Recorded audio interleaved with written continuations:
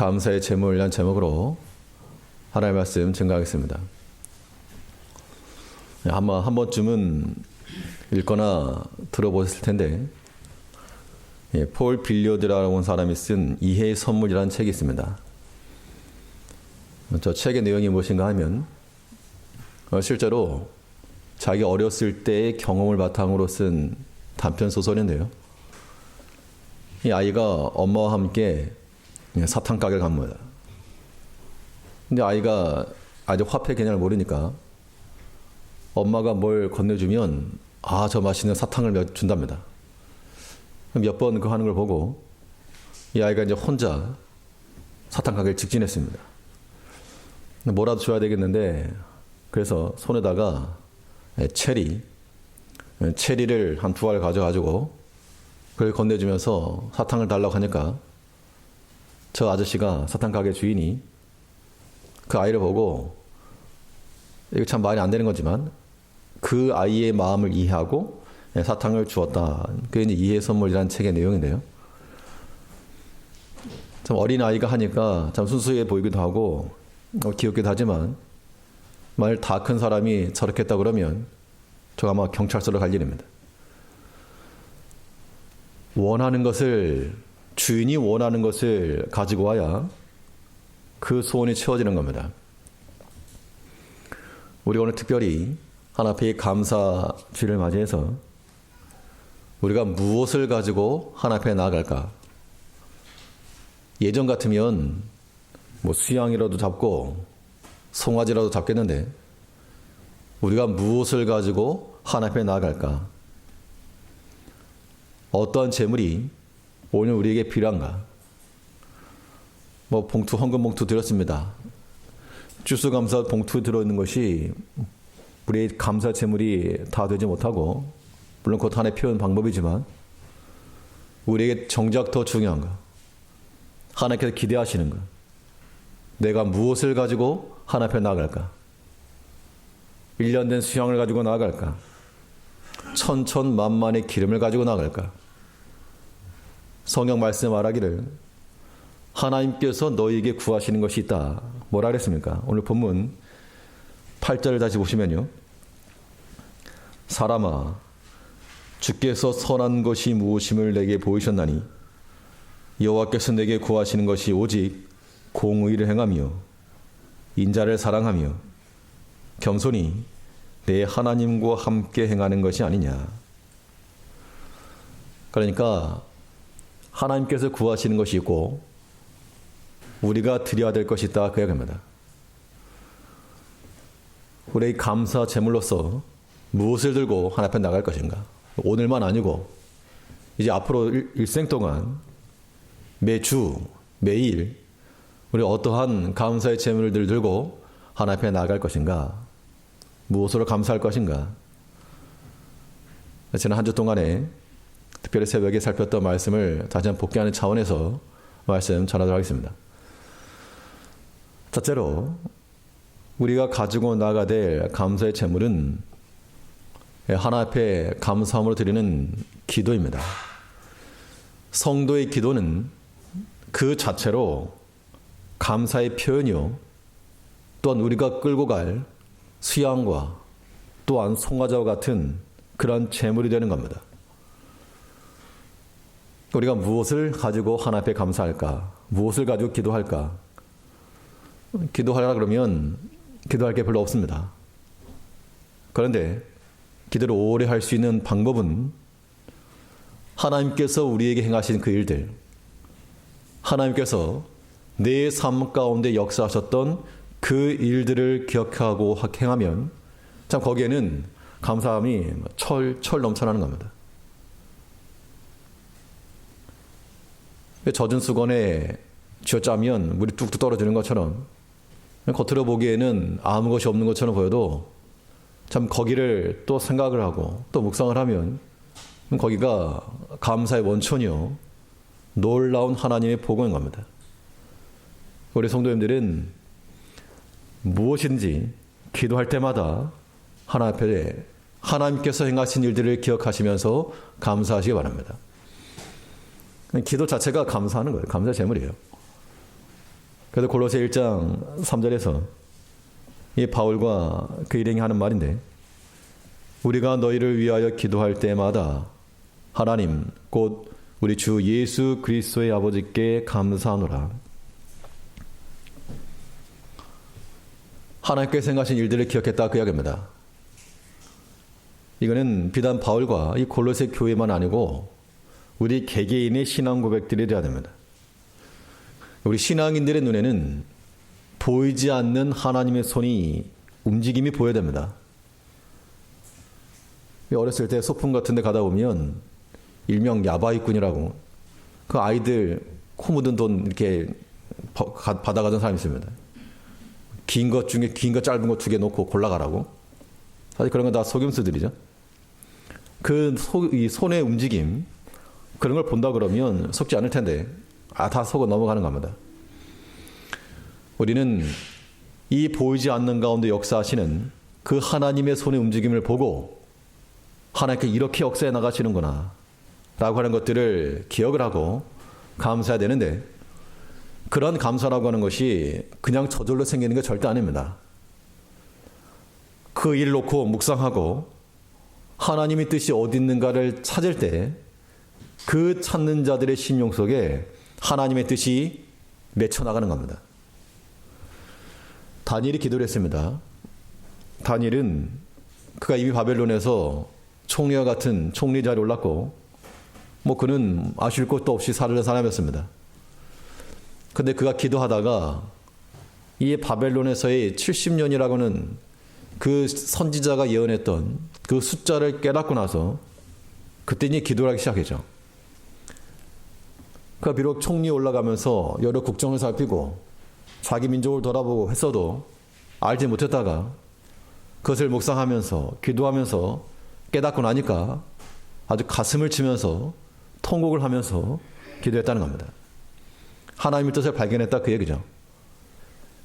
우리 성도님의 삶에도 하나님께 생각하신 그 일들을 우리가 기억을 하고 하나님 앞에 참 많이 감사해야 돼요. 많이. 특별히 올 한 해 동안에는 코로나로 인해서 누구 말할 것도 없이 다들 어려움과 또 큰 곤란 중에 계셨을 것인데, 그래도 하나님께서 우리를 하여금 살게 하시고 또 어려운 중에라도 길을 열어주신 하나님, 그 하나님을 만나고, 만나지 못했다 그러면 만나십시오. 하나님께 찾아 나가 만날 걸 왜 안 만나고 왜 가만히 서 있으면서 하나님 없다 말하는가? 하나님께서는 우리가 생각하는 것 이상으로 은혜로우신 분이요, 우리가 생각하는 이상의 부와 능력을 지니신 하나님이십니다. 그러니까 우리가 내 생각으로 하나님 평가하지 말고 찾아 나가시는 겁니다. 찾아 나가시는 거예요.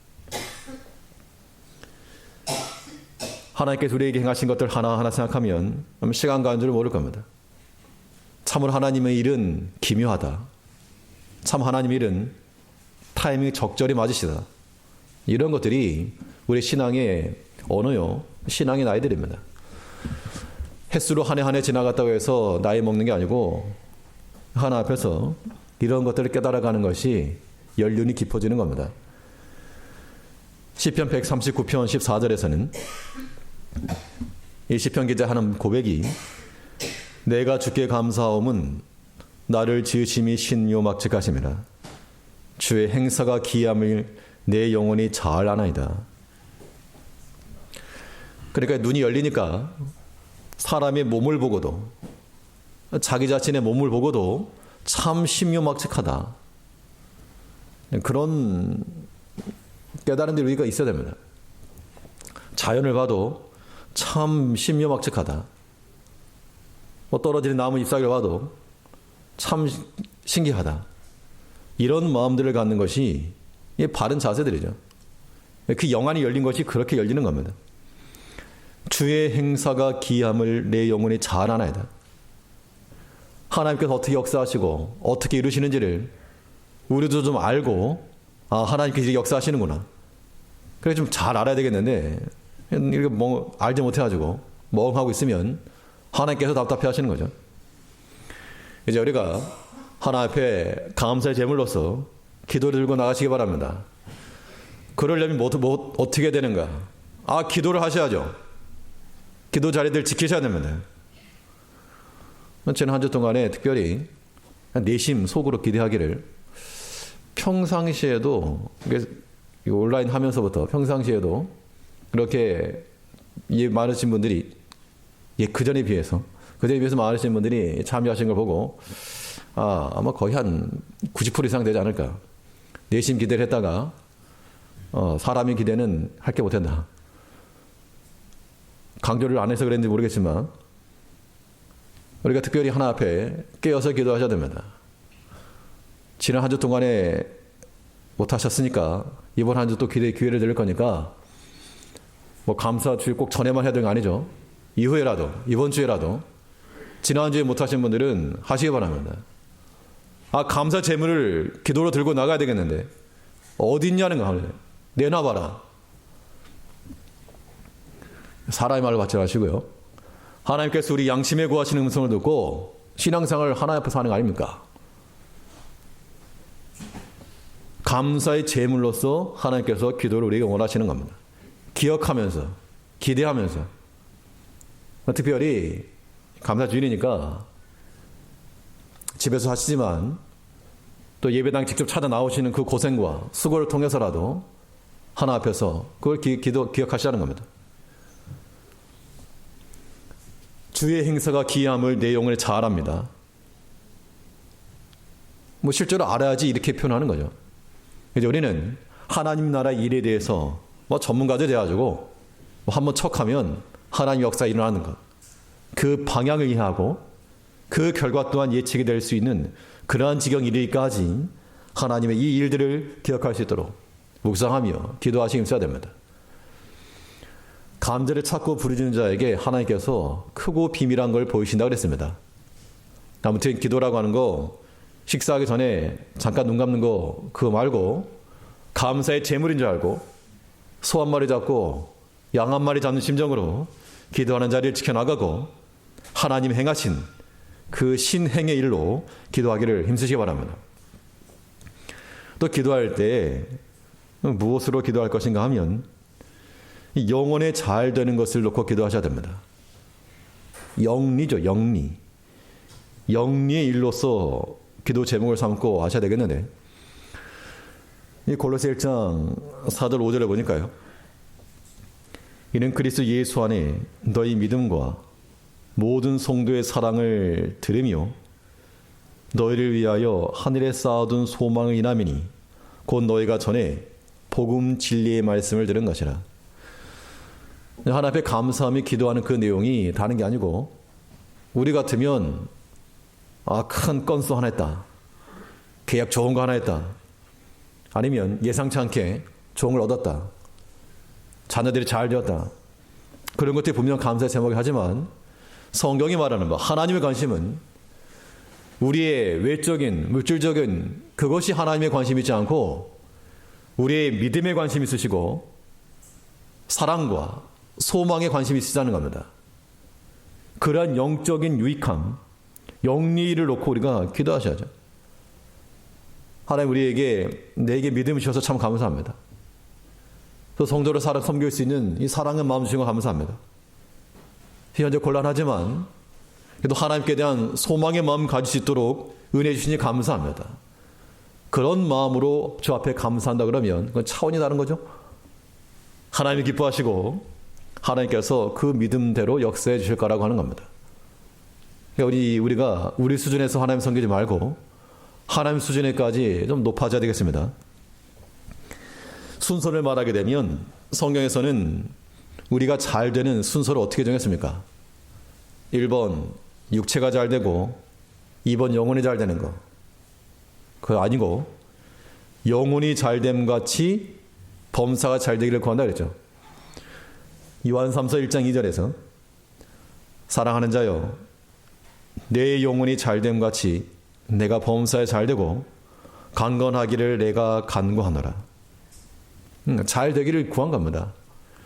그런데 그 간구함 속에 육신에 잘 되는 것만 놓고 구한다 그러면 듣는 사람 입장에서 듣는 사람 입장에서는 어떻겠습니까?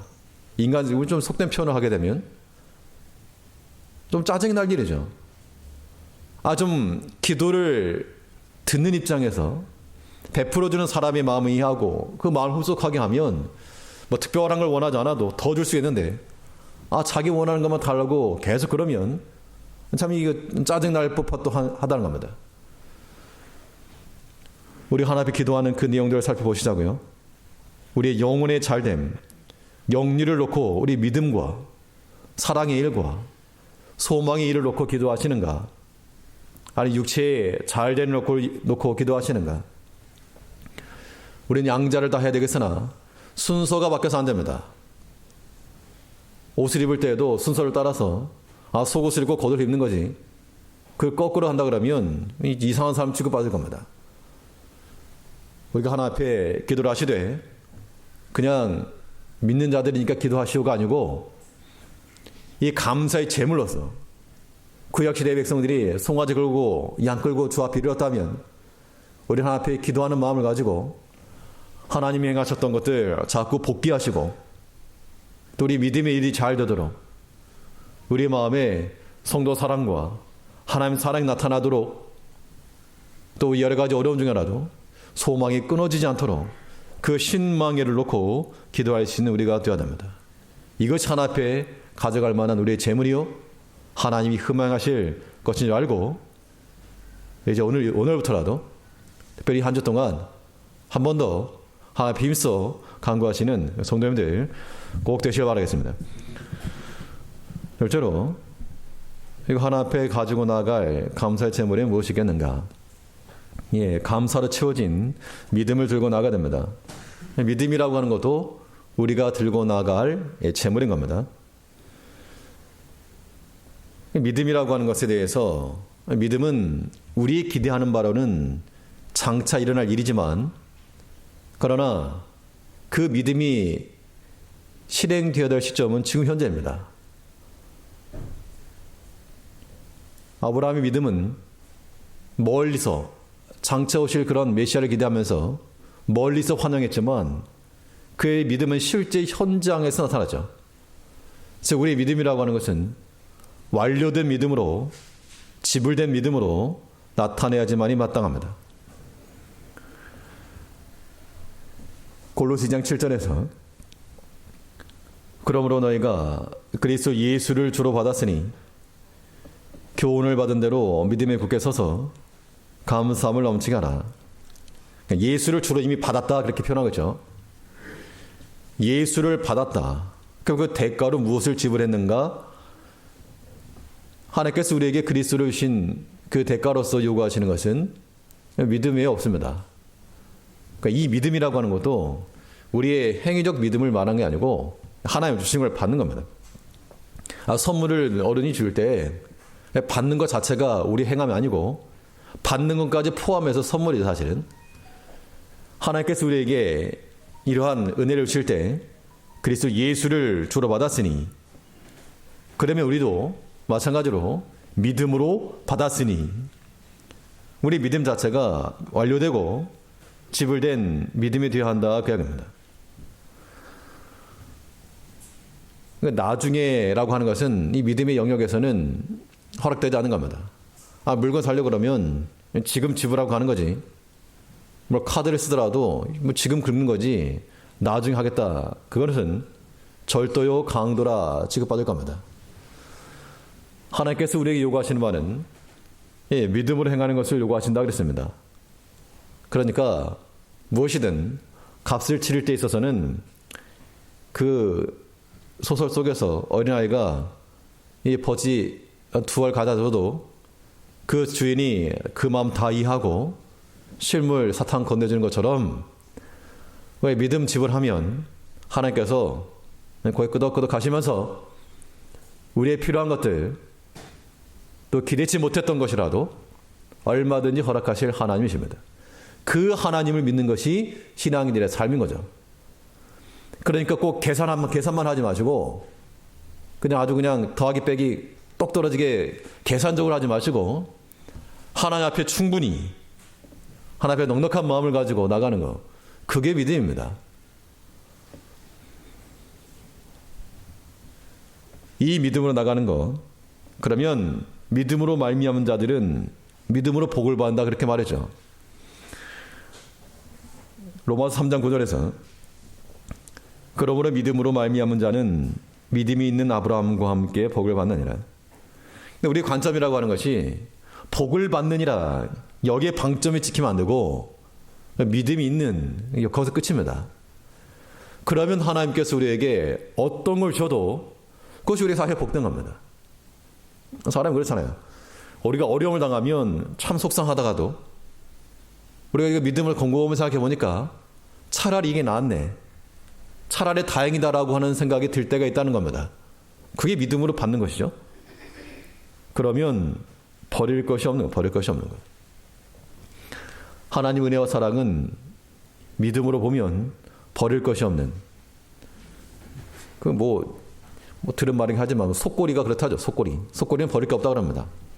아무튼 다 먹는다 그러는데 하나님께서 우리에게 주신 것들은 믿음으로 받으면 버릴 것이 없습니다. 그러니까 믿음으로 행하는 것이 우리 성도의 삶인 거죠. 믿음으로 행한다는 건 다른 건 아니고요. 오늘 본문에 있는 것처럼 하나님께 너희에게 구하시는 바 공의를 행하며 인자를 사랑하며 겸손히 네 하나님과 함께 행하는 것, 이것이 우리 믿음의 실체인 겁니다. 꼭 나가지고 무슨 일을 하고 뭘 봉사를 하고 그것만이 믿음 아니고 우리가 하나님과 함께하고 하나님 사랑하고 성도 사랑하고 겸손한 마음으로 주와 함께 가는 것, 그 마음 가지고 나가는 것 자체가 믿음의 일인 줄 알고 하나님께서 원하시는 소 한 마리, 양 한 마리 끌고 오는 대신에 믿음 끌고 와가지고 하나 앞에 이걸로 좀 어떻게 안 되겠습니까? 믿음으로 내밀고 하나님의 은혜와 복으로 가름받는 우리가 되어야 됩니다. 근데 이 믿음이라고 하는 것이 하나 앞에서 이미 지불되고 완료된 믿음이어야 됩니다. 나중으로 미루지 마시고 이번 한 주도 다음에 하겠습니다 하지 마시고요. 그냥 지불하시기 바랍니다. 카드 이미 긁어놓고 다음 주 한 주도 하나 앞에 다 드린다, 그 마음을 가지고 하셔야 되고, 이 믿음이라고 하는 것이 견고한 믿음이 또한 되어야 됩니다. 그러니까 나무를 말할 때 어린 묘목이 있고 또 커다란 거목들이 있죠. 그 거목과 어린 묘목의 차이가 무엇입니까? 똑같은 나무입니다. 작아도 사과나무고 커도 사과나무죠. 그래서 작은 묘목들은 바람 불면 휙 넘어지기 쉽고 부러지기 쉽습니다. 그러나 뿌리를 깊이 내리는 거목들은 쉽게 요동하지 않고 흔들리지 않고 이 과실을 결실할 때까지 이어나갈 수가 있습니다. 그래서 성경 우리가 말하기를 믿음에 굳게 서라. 묘목처럼 심겨졌다 쏙 뽑히지 말고, 못 심는 것처럼 심었다 쏙 뽑히지 말고 거목처럼 뿌리를 깊이 내리고 말씀의 지지대를 세워서 견고해질 것을 우리에게 명하고 있습니다. 그것이 우리에게 또한 감사의 제목이 될 것이라 그랬는데요. 골로새 2장 7절에서 그 안에 뿌리를 박으며 세움을 입어 교훈을 받는 대로 믿음에 굳게 서서 감사함을 넘치게 하라. 뿌리를 깊이 내리라는 겁니다. 뿌리를 깊이 내리고 또한 교훈을 받아 믿음에 굳게 섬으로 감사함을 넘치게 하라. 우리의 모든 역량이라고 하는 것을 그리스도의 터 위에 굳게 박으면 견고가 될 것인데, 그런데 우리가 이 집중력이 흐트러지는 겁니다. 마치 문어발식 살면서 하는 것처럼 여기도 손대고 저기도 손대고 자꾸 문어발이 되니까 그리스도께로 뿌리를 내리기가 어려워지는 겁니다. 우리가 살아가면서 이것저것 할지라도 가장 근본적인 것은 이 기둥 같은 중심축은 그리스도께로 내려가야 됩니다. 그래야지만 우리가 흔들리지 않는 믿음의 삶을 살아가는 겁니다. 우리 일생 동안 행하는 모든 주일이 있어서도 흔들리지 말아라. 그러면 바꿔서 왜 이런 말씀을 주셨을까요? 왜 흔들리지 말라고 말씀하셨을까요? 고린도전서 15장 58절에 보시면 그러므로 내 사랑하는 형제들아 견고하며 흔들리지 말며 항상 주의 일에 더욱 힘쓰는 자들이 되라.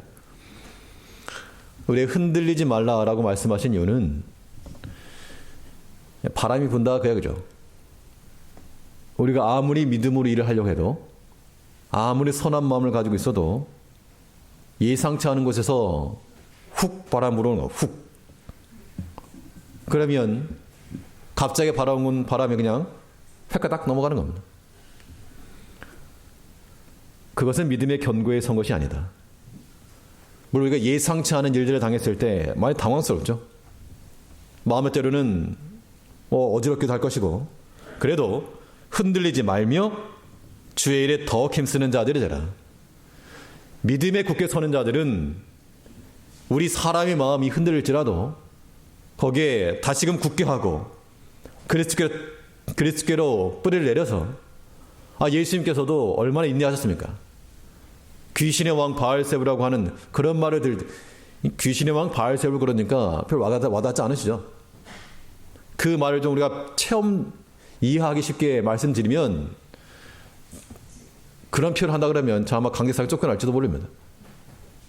육두문자가 섞인 그런 세상에 정말 쌍욕을 들었다 쳐보십시오. 그 말을 듣고 누가 가만히 있겠는가?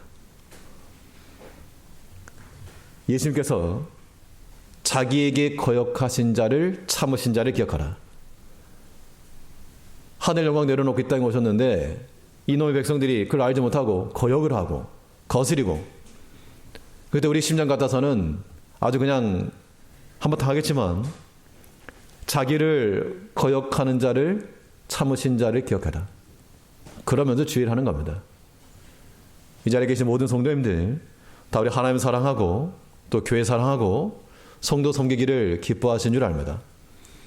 여러 가지 바람이 불 때 그에 흔들리지 마시고, 흔들리게 되면 이 불안한가? 본인만 불안한 게 아니고 옆에 보는 사람도 불안합니다. 흔들리지 말고 견고하게 서서 도리어 다른 넘어질 만한 사람들을 붙잡을 줄 아는 그러한 역할을 하는 것이 믿음에 깨어있는 겁니다. 하나님께서 기뻐하시는 대로 이 감사로 가득 채워진 믿음을 가지고 하나님 앞에 나아갈 수 있는 우리가 되어야 되겠습니다. 대체로 하나님 앞에 들고 나아갈 감사의 제물에 무엇이겠는가? 세 번째로 생각해 볼 수 있는 것은 우리 마음의 평안입니다.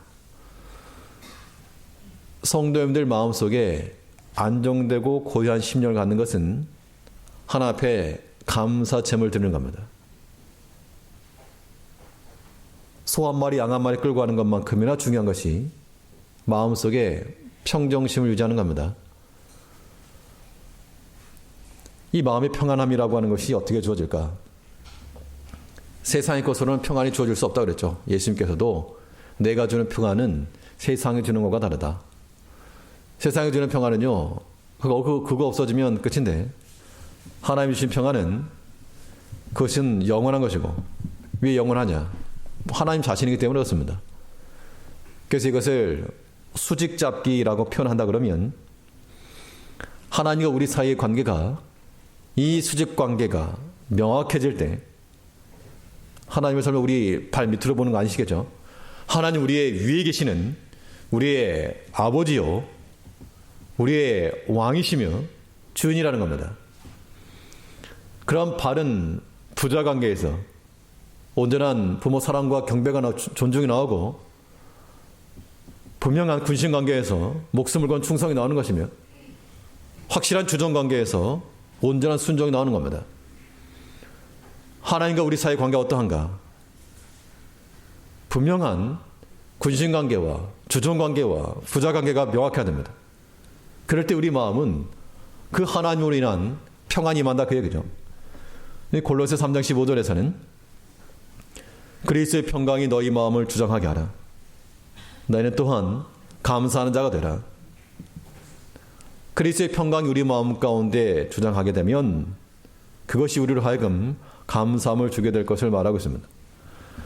아니, 모든 능력이 하나님께 있는데 그 능력의 하나님이 우리 아버지요, 내 주인이요, 나를 다스리시는 그런 지도자인데 우리 마음의 염려와 불안과 두려워할 것이 무엇인가?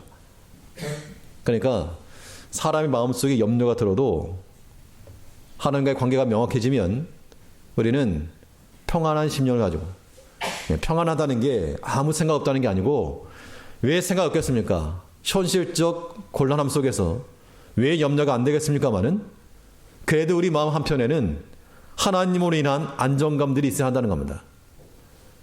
우리가 마땅히 감당해야 될 부분이 있고 힘써 수고해야 될 부분이 분명히 있어도 마음 한켠으로 하나님으로 인한 그 평안함, 일이 잘 되건 잘 되지 않건 하나님이 지켜주실 것에 대한 그러한 기대감, 이것이 우리를 살리는 겁니다.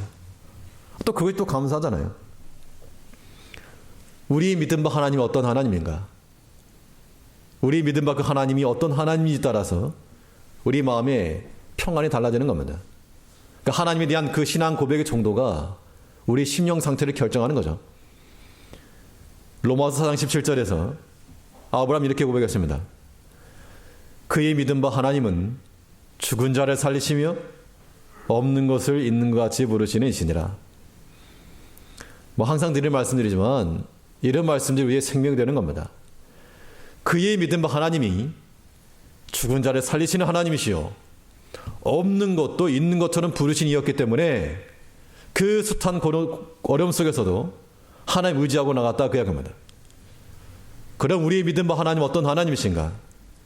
동일한 하나님, 나를 얼마든지 도우실 수가 있고 나를 지키실 수가 있고 그런 대적의 위험으로부터 피할 길을 내실 수 있는 하나님을 믿고 나가면, 그 하나님과 그런 수직관계가 명확해지면 온전한 충성과 마음의 담대함과 평안함을 얻어나갈 수 있다는 겁니다. 우리 신앙생활은 하나님과의 관계 잡는 거, 이게 전부 다라고 해도 과언이 아니죠. 하나님 어떤 하나님이신가?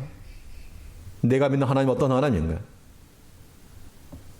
하나님의 그 능력 안에 우리가 들어가야지, 내가 하나의 능력 내가 조금 몇 개 가지고 독주하려고 하지 마시고, 그 능력으로 내가 내 힘 자랑하려고 하지 말고, 우리는 힘 다 빼야 됩니다. 그래야지만 하나님께 온전히 붙들려 맞는 것이죠. 하나님의 그 능력 안에서 우리 마음이 평안하다, 그것은 하나님이 참으로 기뻐하실 만한 감사의 제물인 겁니다. 이 한 주간에도 혹시라도 오늘 중에라도 내 마음이 불편함이나 괴로움이 있으신 분들은 하나님 안에서 평안함과 또 안정된 심령을 가셔야 됩니다. 그걸 기대하신다는 얘기죠. 이 평안이라고 하는 것이 하나님과만 있지 않고요, 사람과도 필요합니다.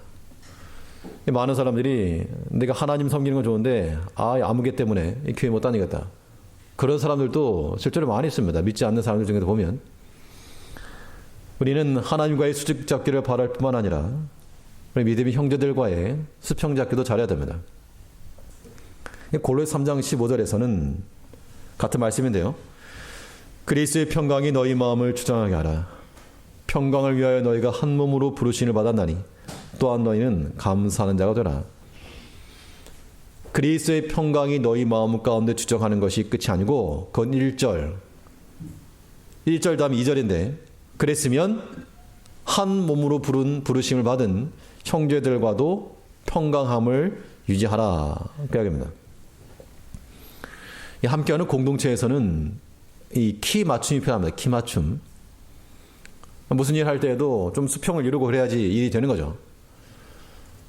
내가 좀 키가 크다, 그럼 좀 다른 사람 작다, 그러면 키 큰 사람은 조금 낮춰야죠. 내 입장에서는 내가 만 작다, 그러면 큰 사람 욕할 게 아니고 내가 좀 디딤돌 딛고서라도 올라서야죠. 그렇게 서로 간에 키를 맞춰 나가야지만이 거기 화평함이 있다는 겁니다. 사실 우리가 하나님 앞에서 우리가 기도를 하고 마음의 평안을 얻어도 돌아서서 사람 때문에 상처받을 때 굉장히 많으십니다. 이거 다들 인정하시겠죠. 그런데 내가 상처를 받았으면 나도 주고 있는 겁니다. 사실은 알게 모르게. 내가 무슨 상처받았는가 그런 거 서로 고백하지 말고 해봐야 아무 소용도 없고, 다 우리 서로 용납하고 사랑하고 한 몸으로 부르신 한 몸이니까, 다른 형제의 상처가 났으면 그건 내 상처인 겁니다. 다른 형제의 아픔과 고통이 느껴지지 않으면 그건 병든 거죠. 그러니까 서로 아프다, 상처받았다 그렇게 말하지 말고 그리스도의 평강이 우리 마음을 주장하게 되면 한 몸으로 부름받은 성도들 간에도 평강함이 임하게 되는 겁니다. 그러니까 모든 문제들은 우리 자신에게서 고쳐나가는 겁니다. 내가 아프다, 사람이 상처를 줬다, 그건 준 쪽의 문제가 아니고 받은 쪽에서 고쳐나가면 되는 겁니다. 손에 상처 났으면 손에도 약을 발라야지. 이 발이 날 다치겠다고 발에다 약 바를 사람 어디 있습니까? 우리 마음에 아픔이 있고 고통이 있으면 하나님 앞에 나가서 치유함을 받고 우리가 그리스도 앞에서 용서함 받은 것처럼 형제를 사랑하고 용납해 나가는 것. 심히 어려울지라도, 우리의 수준 낮은 인격으로는 심히 어려울지라도 그것을 감당해 나가는 것이 하나님이 기뻐하시는 양 한 마리 소 한 마리 끌고 가는 겁니다. 마음의 평안 잃어버리시면 안 돼요. 갑자기 일어난 분노 어떻게 하는가? 일어날 수 있지만 그래도 우리 마음을 또 다잡아야 됩니다. 성경에도 보면 사람이 분노할지라도 해가 지도록 품지 말라 한 걸 보면 사람이 노할 수 있죠, 당연히. 근데 그 마음을 오래 끌고 가지 마시고 해짐과 동시에는 끝. 사람에 따라서는 오래 가는 사람 있죠. 전문용어로 뒤끝. 그런 것들 다 내려놓으시고 하나님의 감사한 걸 생각하시고 사랑과 용서할 수 있는 기회인 줄 알고 품어야 됩니다. 모든 말에 있어서나 행실에 있어서나 예수 이름을 하고 부족함이 보이면 저것이 내 모습인 줄 알고 우리 자신을 고쳐나가기를 힘쓸 때 하나님께 참으로 기뻐하실 겁니다. 하나님과의 수직잡기와 성도들과의 수평잡기를 통해서 우리 마음의 평안을 이어나가는 것, 이것도 하나님께서 기뻐 받으실 감사의 제물인 줄 알고 이 한 주 동안에도 하나님 앞에 감사함으로 기도하며 하나님 앞에 완료된 그런 믿음으로 마음의 심령의 평안을 가지면서 하나님 앞에 감사하며 살아가시는 성도님들 되시길 바라겠습니다. 네, 기도하겠습니다. 우리를 변함없이 사랑하시는